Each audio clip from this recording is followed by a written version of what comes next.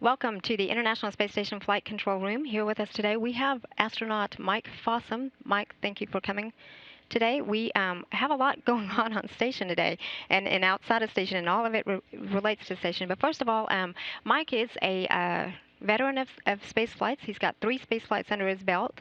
The most recent one was with the Expedition 29 mission where he served as the commander, and so where he spent on the International Space Station for 167 days in space. That's It's a right. long time. Thank you and welcome. So let's first talk about what we just heard. We did get a notification here of a potential conjunction with the International Space Station. Can you Yeah, talk to us a well, little about sure. that? And really, conjunction is a kind of a fancy word for we're getting kind of close to something. We're watching a number of different pieces of debris. Most of them are like satellite upper stages, boosters, things like that. And there's many of them in orbit around the Earth, and some of them are at our orbit or the same kind of orbit or altitudes that the space station is located in. And right now, the trajectory officer got word just a short time ago that there's a significant piece that they don't have a real solid track on it, and it's kind of an odd science to try to understand where these things are located and predict where they will be in the future. But this one just popped up as a concern, so they're watching it closely. Unfortunately, they won't get another good look at it to refine the tracking information until this evening. Its time of closest possible approach to the crew is approximately 1:30 in the morning, I think 1:38 Yeah, yeah, a.m. 138. Houston That's what time I or have. Central time. So they're going to be watching that closely, and shortly they'll be notifying the crew about this. When you learn about these things, and these things happen every few weeks, where we need to do, normally we do a debris avoidance maneuver, which basically means we just take that opportunity to give the space station a little bit of a reboost. So we burn the engines, lift the altitude up a little bit, change our orbit, and that increases the distance away from that future, passing event. This one we learned about too late, and so um, there's a possibility that we will have to do what we call a shelter in place.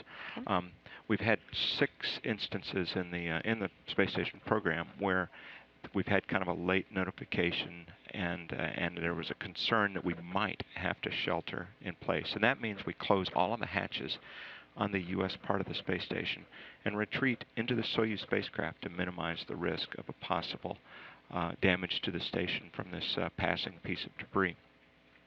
Twice we have actually done the shelter in place, and I was fortunate, if you call it that, to do the second one last summer on June 28th when That's we right. were fairly new to the space That's right. station. And how long were you guys sheltered in place for that? About Do you recall? 45 minutes or an hour. Okay, it's You not too you want to long. get everything no, it's not bad. It's a little disruption to the day, and everybody's a little nervous while you go in Sure. to do that. But it's a way of just increasing safety and being prudent.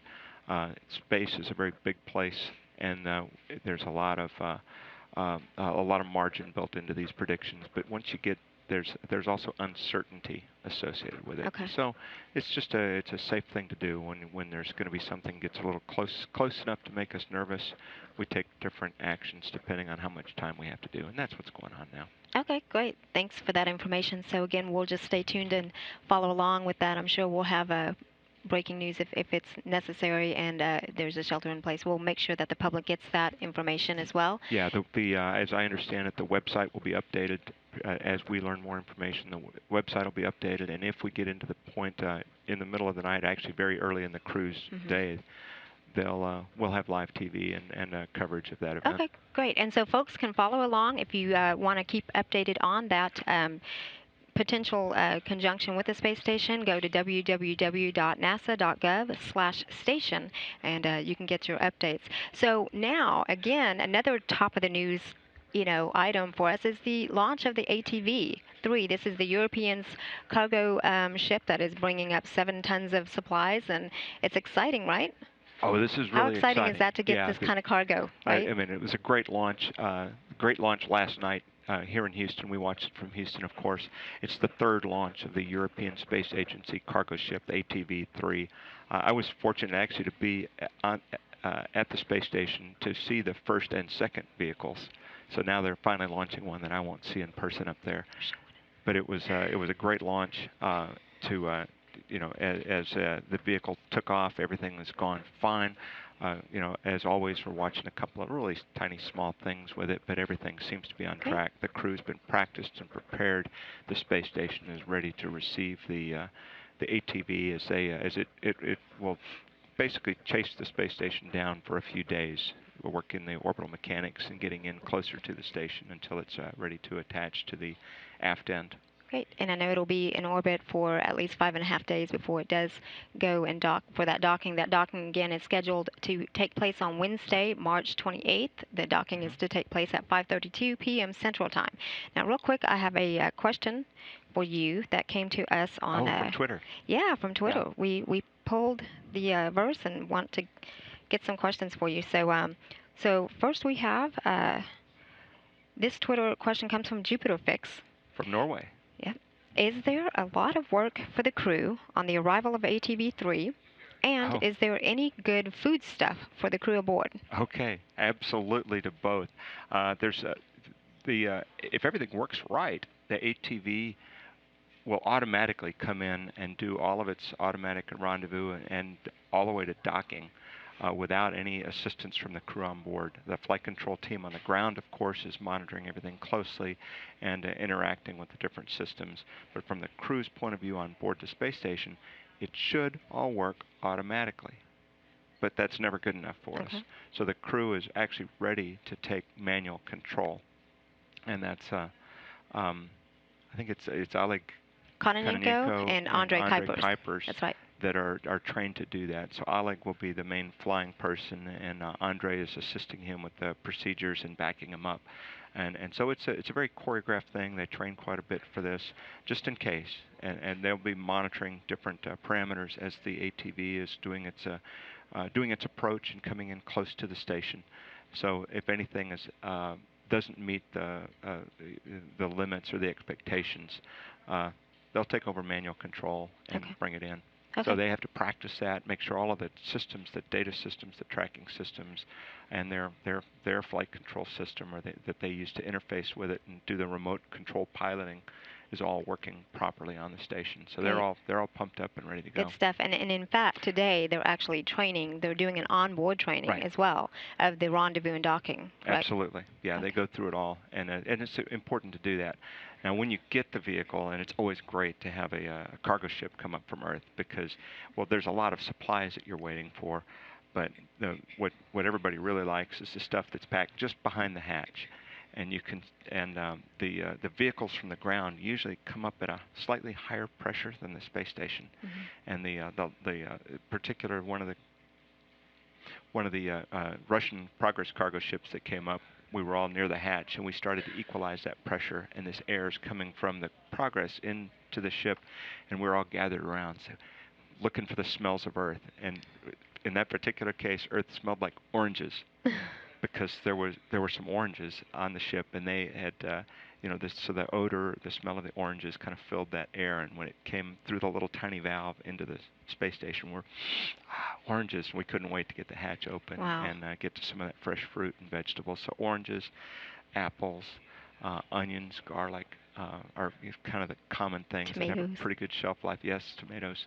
That have a pretty good shelf life that can, make the trip. And so everybody's looking forward to that. Great. Well, that answers the good stuff part of the question.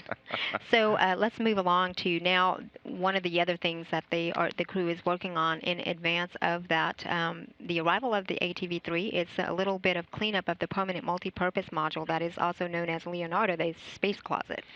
Right. Tell me about what that is. It's also known as our basement. It is the basement. It's down, and there's no up or down in space, but you still know where the down is located, and it's a great big storage area, but we're bringing a moving van up, 3,000 pounds of equipment coming up on ATV-3.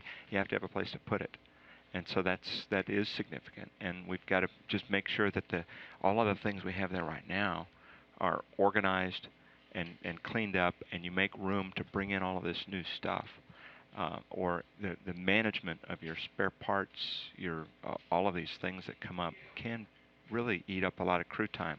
And we're not there just to rearrange boxes and bags and hunt for lost things. We're there to do other kinds of work. So. Now, what I understand, there's a lot more involved than just, it's not like moving furniture from one room to another room. It is literally a lot more than that because you have to maintain the inventory management Right, system right. to know where things It's an are. Things electronic have to be database, labeled, right? It helps us find things. and then all the while you're floating. So it's a little more It's difficult than what. you can't just set all those things on the ground outside the garage as you So, find places to put them. You have to tack them down, have the bungee cords ready and things like that, so you can temporarily stow things in certain places, and then move them to their final location, because it's a big place, and in our garages or our basements we might have things setting on the floor or setting on shelves. In space, it can sit on the ceiling as easy as it can sit on the floor. You can bungee it to the wall, and so you have things in all three dimensions. It can be anywhere. It can be above that ceiling panel, if you will. And so you have to really keep track of these things in an electronic database. It's really important because when you lose them, they're really hard to find because sure. you have to look everywhere, and there's a lot of stuff. Sure. I recall your mission, and you were looking for a tube of grease for the Oh. treadmill. No, for the advanced resistive exercise Right. device, and that was a lot of fun Oh watching my. you hunt Right. that down. How are we going to find this? Well, Yeah. speaking of the ARED, Mhm. so also today, Burbank had also spent some time earlier this morning on the 6-month maintenance of the treadmill. It's What time is, already. We did the last yeah. 6 months. It So seems like just what all is yesterday. involved with that? It's open up all of the panels, get into the details, clean it out for one, because dust will accumulate. And we clean the station every week. Some of the filters in different parts of the station get cleaned very regularly. But there's other areas back behind closeout panels that it's time to, you need to periodically just get in there, clean everything up, inspect it, re-grease some of the moving parts, and make sure that nothing has shaken loose. Because that treadmill gets a lot of abuse. You get big guys like me on there pounding along, running miles on the treadmill, and it takes a lot of abuse. So you need to just make sure everything's okay and do minor adjustments before it turns into equipment damage. Okay, great. Well, we just had some video up on NASA television as well. I want to go ahead and go to one more Twitter Sure. question, and we're getting close to. Also later today, we have an event where the commander of Burbank, Don Pettit, and also Andre Kuipers will take a break and talk with Bloomberg News out of Moscow to talk about the U.S. and Russian cooperation. And so we'll have to break for that in just a little bit. But real quick, the next question here is, let's see if I can look this up.